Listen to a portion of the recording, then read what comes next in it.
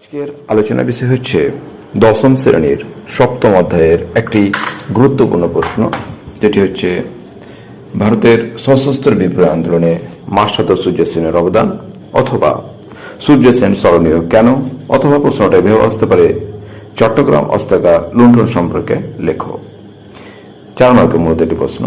তো এই আলোচনার পূর্বেই আমি তোমাদের অবশ্যই বলবো কি এই অধ্যায়ের ভিডিওগুলো পেতে অথবা এরপরে ভিডিওগুলো পেতে অবশ্যই চ্যানেলটি সাবস্ক্রাইব করে দেবে। চলো তো শুরু করা যাক।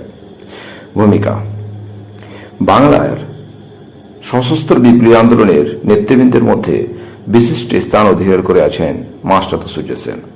চট্টগ্রামের উমাতারা জাতীয় বিদ্যালয়ের শিক্ষক ছিলেন বলে তিনি মাস্টারদা নামে পরিচিত ছিলেন।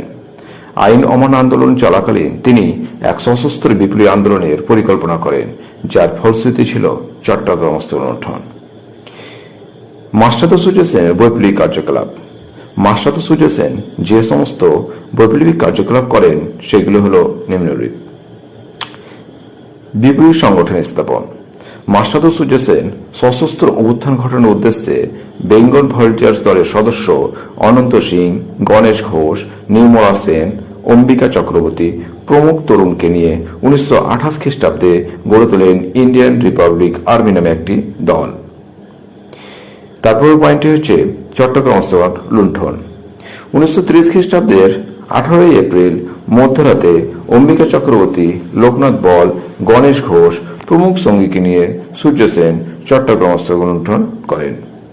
তারপর পয়েন্টটি হচ্ছে জালালাবাদের যুদ্ধ। চট্টগ্রাম অস্ত্রাগার লুণ্ঠনের পর 1930 খ্রিস্টাব্দের 22 এপ্রিল ব্রিটিশ সেনাবাহিনী চট্টগ্রাম পূর্ণ দখলের জন্য এলে বিপ্লবীরা জালালাবাদ পাহাড়ে আশ্রয় গ্রহণ করেন এবং সেখানে ব্রিটিশ সেনাবাহিনীর সঙ্গে তাদের তুমুল যুদ্ধ হয়। 3 দিন ধরে চলা এই যুদ্ধে 11 জন বিপ্লবী নিহত হন ও কয়েকজন পুলিশের হাতে ধরা পড়ে। তারপরে পয়েন্টটি হচ্ছে ইউরোপীয় ক্লাব আক্রমণ। মাস্টারদা সূর্য সেনের প্রতিষ্ঠিত ইন্ডিয়ান রিপাবলিক আর্মি দলের সদস্য নরেশ রাও, প্রীতিলতা ওয়েদ্দার প্রমুখের নেতৃত্বে 1932 খ্রিস্টাব্দে 28 সেপ্টেম্বর ইউরোপিয়ান ক্লাব আক্রমণ হয় এবং এই পরিকল্পনা বাস্তবায়িত হয়। তবে এই সংঘর্ষে প্রীতিলতা ওয়েদ্দার পটাশিয়াম সায়ানাইড খেয়ে আত্মহত্যা করেন।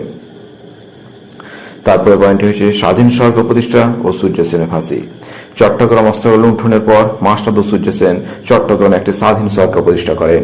এই নবগঠিত সরকার সাময়িকভাবে চট্টগ্রামের উপর নিজেদের অধিকার প্রতিষ্ঠিত করলেও অবশেষে ধরা পড়ে ও 1934 খ্রিস্টাব্দের 13 ফেব্রুয়ারি তার ফাঁসি হয়। উপসংহার। সুতরাং পরিস্থিতি দেখা যাচ্ছে যে সূর্য সেনের নেতৃত্বে চট্টগ্রাম লুণ্ঠনের ঘটনা ছিল চমকপ্রদ ও প্রশংসনীয়। ঐতিহাসিক রমেশচন্দ্র মজুমদার জালালাবাদের এই পাহাড়ে ইংরেজদের সঙ্গে লড়াইকে প্রত্যক্ষ সংগ্রামের প্রথম দৃষ্টান্ত বলে উল্লেখ করেছেন। তো এই ছিল